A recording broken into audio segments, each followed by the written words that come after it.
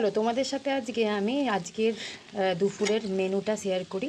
এখানে তো দেখালামই আগে, মাছের তেল দিয়ে সব সবজি দিয়ে একটা ভাজা ভাজা হচ্ছে, ভীষণ টেস্টি একটা হচ্ছে জিনিস।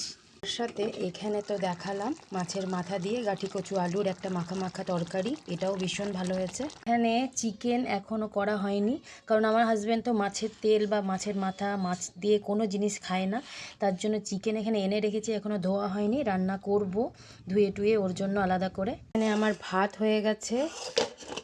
আর এখানে আমার শাশুড়ি মা বানিয়েছে পুঁই শাক, সেটা হচ্ছে পুঁই শাক আলু কুমড়ো দিয়ে মাছের ডিম দিয়ে, এখানে দেখাতে পাচ্ছি কিনা জানি না, মাছের ডিম দিয়ে একটা তরকারি।